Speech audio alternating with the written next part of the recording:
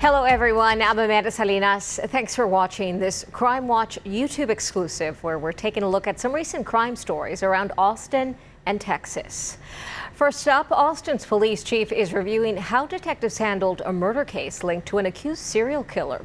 APD says Raul Mesa could be responsible for a dozen murders, including at least 2 in the last 4 years. After his most recent arrest, Fox 7 Austin's Angela Shen spoke with the sister of a young girl he murdered in 1982. Kendra was the baby of the Page family. In 1982, she was 8 years old. Her sister Tracy was 15. We had a lot of good times, a lot of fun for 8 years of her life. Raul Mesa was convicted for Kendra's rape and murder and leaving her in a dumpster. The first thing I heard was my mom screaming. This leaving the whole family numb, and Tracy says it drove them apart over the years. It has been a nightmare ever since that day. Every Christmas holidays after that were hard. Mesa was sentenced to 30 years in prison but was released on parole in 1993 after serving 11 years. Tracy says the case consumed her father, going to Mesa's parole hearings to talk about why they didn't want him to get out. Make him serve his 30 years. This wouldn't have happened. I think he found the devil and the devil's still in him. Mesa was arrested earlier this week after police say he confessed to stabbing his roommate, Jesse Fraga, to death last month. Tracy says when she found out, I almost dropped the phone. I was shaking because it wasn't too far from where I was at. I frequent in Pflugerville, and I could have run into him any time. Police say Mesa also confessed to the 2019 murder of Gloria Lofton. So I have a lot of anger. And then I have sadness for the other people that have had to deal with this. APD confirms that the police chief has opened an administrative review on any lapses in the Gloria Lofton investigation. But Tracy says that's not enough. They need to do a deeper investigation for everyone, everything, from the time he got out. Adding she doesn't think the judicial system did enough for her family or other victims' families. What the heck are y'all thinking? You need to get your head out of your butt and start paying attention to what's going on. Look back at these people's histories. She says this would be her message to Mesa. Why did you take my sister from us? What was her last words? What was her last sound? I want that to haunt you the rest of your life because it has haunted us, because you did this to her. I want him to go to jail and stay there. I want him to get life. The mother of an Austin woman who was killed nearly 18 years ago is speaking publicly about her daughter's death. Fox 7 Austin's Meredith Aldis explains the killer's parole hearing is coming up and mom is anxious. I feel like he needs to stay in prison. Jennifer Crescente and Justin Crabb dated on and off for about 2.5 years. They broke up when Crabb was in jail for a misdemeanor. But once he got out, he went back to her. Pretty immediately asked Jennifer to help him with money and help him with his GED and help him get to drug testing. And so even though they were not dating in the beginning of 2006, that theme of you're the one who needs to save me, only you can save me, was just immediately there. Jennifer's mother, Elizabeth Crescente, says Crabb emotionally abused her 18-year-old daughter. And on February 15, 2006, it turned deadly when Crescente was leaving Crabb's house in the neighborhood.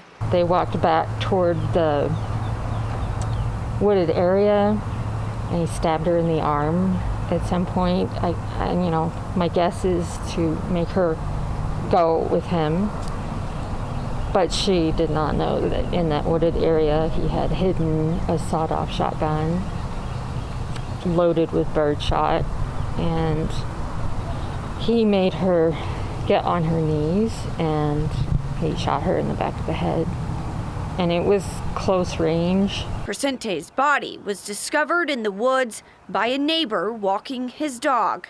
Crabb wasn't arrested right away. The first interrogation was a couple days after he killed her, And he went into the station with blood on his body. Yeah, he wasn't a smart criminal. Investigators say video footage from a sporting goods store shows Crabb with someone purchasing ammunition for the gun.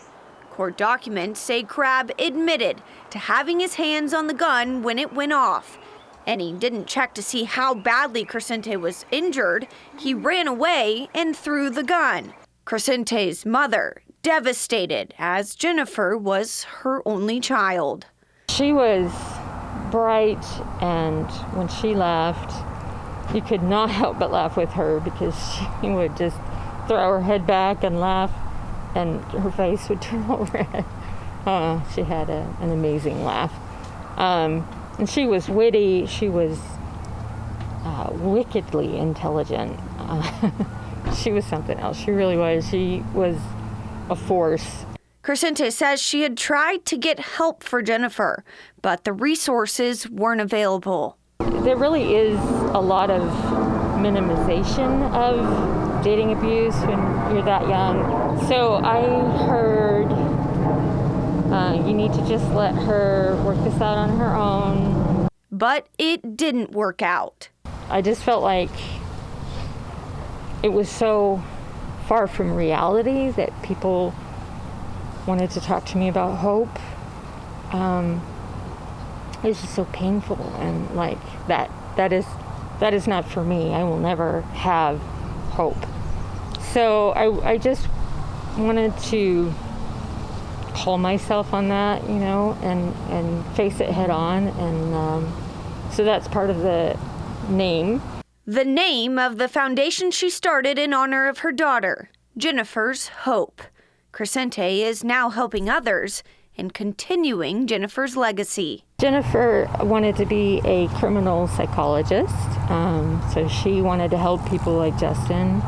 I think she really had a passion for helping people. Crescente says she helps people being abused and the abusers. They deserve help as well, and they deserve some hope as well, that they don't have to go down that road. But Crabb did. And on August 1st, 2007, Crabb entered a plea deal for 35 years in prison and waived all his rights to appeal. After 17 and a half years, Crabb is eligible for parole this year. I'm worried because he had talked so many times about murdering me. Crescente says he needs to stay put in prison. I knew Justin for 2.5 years, and there was at no point anything that said to me that he wanted change. I don't know if he's capable of change. I don't really think so. Crescente plans to meet with the parole board in the next 2 months and asks to put off Crabb's eligibility for parole by 5 years. Meredith Aldis, Fox 7 Austin News. If you or someone you know is in a domestic violence situation, call 1-800-799-SAFE or text START to 88788. Both resources are available 24/7. A teenage girl is dead after being shot at her apartment complex in Northeast Austin. Police found the girl with a gunshot wound to the head when they arrived around 1:30 a.m. on June 6th. She was rushed to Dell Children's Hospital, where she later died. Residents who live at the Bridget Harris Ridge Apartments say there have been several shootings there during the past few years. They want more security and more accountability from parents who they say allow their children to roam the streets at night with guns. A lot of kids walk around here with guns. It's a very unsafe neighborhood. My kids play out here and they can't even be out here 5 minutes without some shooting going on. If y'all don't get a hold of this problem now, then y'all gonna have a disaster on your hand in these apartments. Get help over here, please. We trying to get out of them apartments, but we're on a housing program, man, and it's been getting bad. We've been complaining about fixing stuff. They don't do nothing. Do better, have cameras up, pay the city for police patrols here. And for starters, the politicians take these guns out the streets, too. The identity of the victim has not been released, and the property manager has not responded to our request for comment. The family of a man shot dead by Austin police officers outside of his home last fall is demanding civilian oversight in the investigation. They say they haven't gotten any updates on this case since it happened. Fox 7 Austin's Amanda Ruiz has the story. life is very difficult without him. The first Mother's Day without him. My birthday was last week without him. It's been almost 8 months since Rajan Munasinghe was shot to death outside his home by an Austin police officer. But for his family, it feels like no time has passed at all. Every morning that we wake up, we're re-energized in this fight for justice, for change. On November 15, 2022, police responded to a call of a man pointing a rifle down the street. Rajan's older brother, Mark, says his brother had just gotten back from a trip to California, and neighbors told him Rajan believed there was an intruder inside his home. When police arrived, they say they saw Rajan firing into his home, and that's when an officer shot and killed him. Draw the gun! It wasn't me! Put your hands, do it now! All we have are his final words from the body cam footage where he says, "It wasn't me." A testament that he was not a threat. Rajan's family believes if police de-escalated the situation, he would still be here. They want police to do better to ensure this doesn't happen again. Austin police have a history of shooting first before trying to de-escalate the situation. They must do better to protect the sanctity of human life. Austin police told Fox 7 the case is being investigated by several entities, including the district attorney's office and the Office of Police Oversight. They could not provide any further information to maintain the integrity of the investigation. We want the investigation to conclude. We want the Office of Civilian Oversight to be involved with the investigation to make sure that it's done fairly and equitably, and we want this to be resolved. And as the family waits for justice, Rajan's mother, Ruth, continues to carry the prayers she read at her son's funeral. I carry this around with me. She shared a portion of it, a very important portion that reveals she harbors no hate towards Austin police. Today I pray for the Austin police chief and the 3 officers who were at the scene. Lord, I forgive them and ask that you will be gracious to them, so that in return they will demonstrate your love and goodness to others in the city of Austin. Amanda Ruiz, Fox 7 Austin News. 6 teenagers are facing charges after leading New Braunfels police on a chase with a stolen car. Police were called to Conrad's Lane and Northwest Boulevard for a report of a suspicious car with teens breaking into vehicles. Police tracked down the stolen car near I-35 and FM 306. The 14-year-old driver refused to stop and headed south on 35. The car rear-ended a vehicle and hit a median near Schwab Road. Police detained 5 boys, 4 from San Antonio and 1 from New Braunfels, before releasing them to their parents. A 6th teenager was treated at the hospital for a medical issue. The boys, who range in age from 12 to 16, are charged with theft, evading police, and unlawful use of a vehicle. Leander police are investigating an alleged theft at a liquor store they say prompted a store clerk to shoot and kill one of the suspects. Fox 7 Austin's Angela Shen has the latest. Police say on Wednesday around 9 p.m. they got a 911 call from Leander Liquors on Highway 183 about an alleged theft. Officers were told 3 people took bottles from store shelves and left without paying. The store clerk shot at them. Not long after that call, Zilker Park police got a call about a person with gunshot wounds about 1.5 miles away. Police figured out it was the same person involved in the alleged theft. Investigators say 22-year-old Johnny Cabrera died from gunshot wounds on the way to the hospital. I was really sad, sad and empty. It really was a shock. His mother, Cassandra Barnett, remembers him differently. He was really sweet. He loved helping people. She was proud of him for graduating high school, but noticed a change in his mentality over the past couple of years. He witnessed a couple of his friends get murdered. So, from that, he just made a whole turn. I think he didn't know how to handle it mentally. And then just got caught up with the wrong people. Police say they're still looking into any interactions leading up to the shooting and if anyone else was armed. They're asking for witnesses and anyone with video evidence to come forward. The Leander Police Department obviously values the sanctity of life and the safety of everybody in our community, and we take all investigations seriously, especially any that involve the loss of life. I don't think it should have ended with someone being killed, whether it was my son or somebody else's, especially if they didn't, have weapons themselves, or they didn't go in there making threats. Like, it's a bottle of liquor. It can be replaced. I feel that there should have been other steps taken, like taking a picture of the license plates, or, even just calling the cops immediately after and giving descriptions, things like that. But I don't think that anybody should have been shot. Austin police are investigating after a man was found dead at Zilker Park around 9:30 p.m. on June 5th. Officers responded to a welfare call at Lunef Road near the Zilker volleyball courts.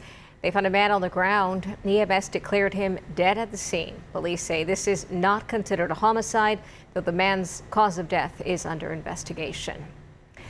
The investigation into the murder of Katara Johnson inside her home in Taylor remains unsolved 18 years after her death. Her family wants answers, and authorities are not giving up hope they can crack this near 2 decades-long cold case. Fox 7 Austin's Libby Farrow has the story.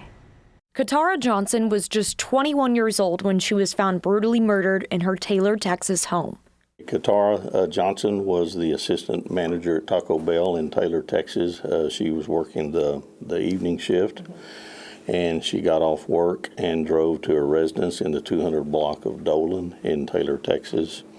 And the next morning, Taylor police got a call. The call was about the discovery of a body, Katara's. She was killed by a gunshot wound to the head. Katara's grandmother found her dead inside.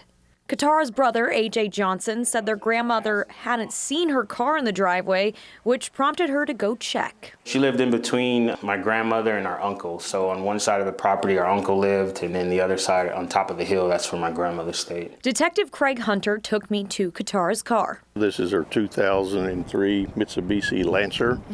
It was her personal car. She parked it in front of her residence in Taylor, Texas. And after the homicide, the killer or killers took the car, and it was recovered a couple of days later. The car was stolen and abandoned at the Thorndale Pool, which was a little over 12 miles away. I asked Detective Craig Hunter if Katara or anyone in her family had connection to Thorndale. That's what we're looking for. Somebody drove it and abandoned it there. Yeah. And so why Thorndale? Why not Austin? Is there anything else that's of importance that we can discuss about her vehicle? Somebody helped move the car. Somebody picked up the killers in Thorndale. Somebody knows something about this car. We need that information. It's a piece of the puzzle that still confuses many to this day. In fact, many still question why Katara. It's such a small town, and everyone knows everyone around Taylor at that time, so I don't understand why it happened or how it hasn't been solved yet. And it's frustrating, it's upsetting, it ticks me off, Yeah. Prior to her death, she hosted a party at a local park down the street from her house.